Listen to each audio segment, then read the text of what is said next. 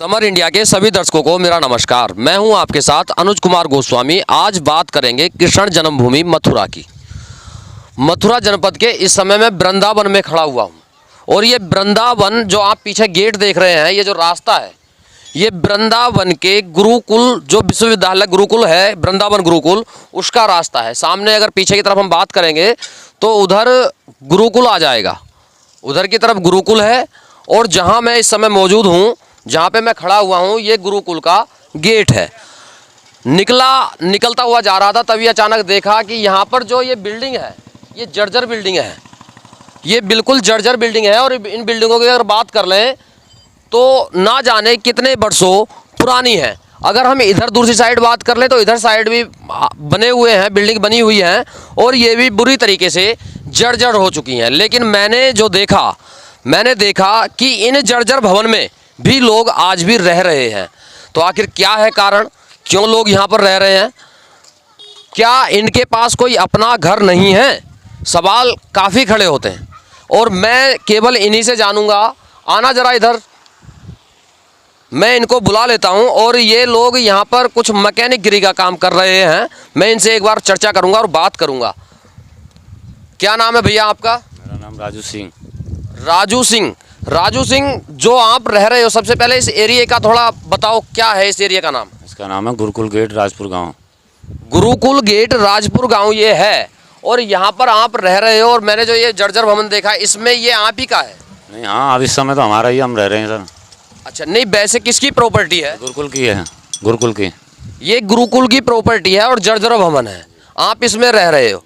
क्या आपको खतरा नहीं लगता इस जर्जर भवन में रहने से? नहीं है कुछ रहने के लिए, तो कहाँ जाएगा जी?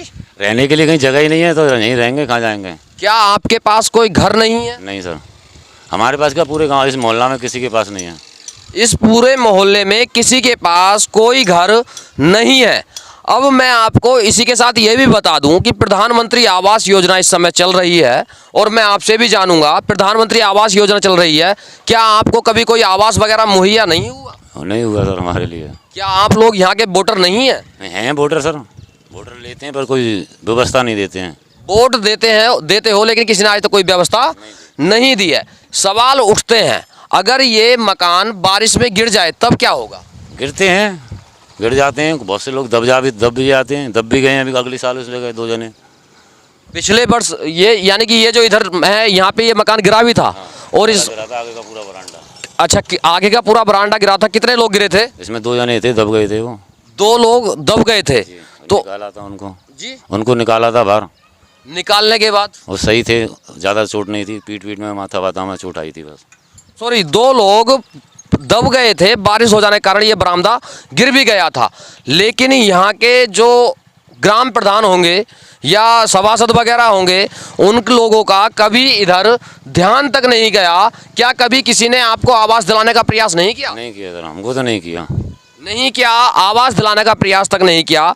सरकार से गुजारिश करूंगा, उत्तर प्रदेश में इस समय योगी आदित्यनाथ की सरकार है और इस समय अगर मथुरा की हम बात कर लें तो यहाँ से विधायक कौन है? यहाँ से वो हैं हेमा मालिनी। नहीं, हेमा मालिनी तो सांसद है। हाँ, विधायक तो वही हैं।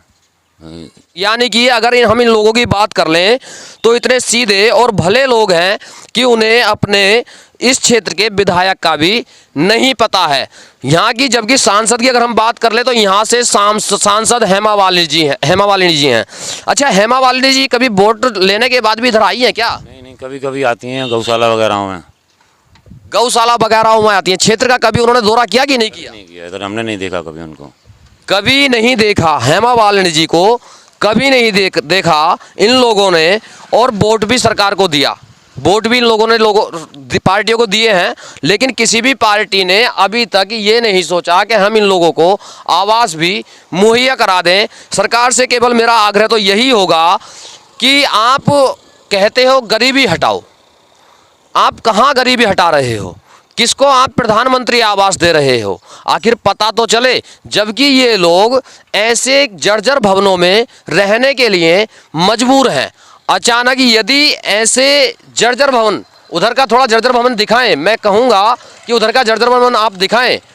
अगर हम इन जर्जर भवन की बात कर लें और ये जर्जर भवन बारिश में अचानक से गिर जाएं और अंदर यदि ये लोग इसके अंदर सो रहे हों तो सीधा सा सिंपल सा है कि इन्हें दबना तय है, और दबने के साथ चोटें तो आएंगी और जान भी जा सकती है। तो आखिरकार इस जान का कौन जिम्मेदार होगा? सवाल उठते हैं यहाँ के सांसद पर, यहाँ के विधायक पर, ग्राम प्रधान पर सवाल उठते हैं कि आखिर उन्होंने क्यों अभी तक इन लोगों का साथ नहीं दिया आखिर। और मैं आपसे ये पूछना चाहूँगा, ये जो गुरुकुल की संपत्ति है, तो क्या कभी गुरुकुल वालों ने कुछ कहा आपको कि नहीं कहा? नहीं, गरीब लोग देख करके बोल बेचारे कुछ नहीं बोलते हैं। गुरुकुल वालों का आभार भी व्यक्त करूंगा कि उन्होंने कभी इन लोगों को यहाँ से खाली करने के लिए नहीं कहा। ये बहुत अच्छी बात है कि किसी ने तो संरक्षण दे रखा है, लेकिन जो काम सरकार को करना चाहिए वो काम गुरुकुल वाले कर रहे हैं। मैं गुरुकुल वालों का आभार भी व्यक्त करता हूं, लेकिन सरकार से भी एक बात कहता हूं कि सरकार को ऐसे लोगों के विषय में सोचना चाहिए, और जो आप आवाज़ दे रहे हैं वो आवाज़ किसको दे रहे हैं उसकी जांच पड़ताल और छानबीन होनी चाहिए। समर इंडिया के लिए वृंदावन मथुरा से अनुज कुमार गोस्वामी। भारतीय स्वाभिमान और शौर्य का उद्घोष, राजनीतिक मुद्दों से लेकर जनता के हितों की बात अब होगी नई उम्मीद के साथ। बदलते नए भारत की सोच, समर इंडिया यही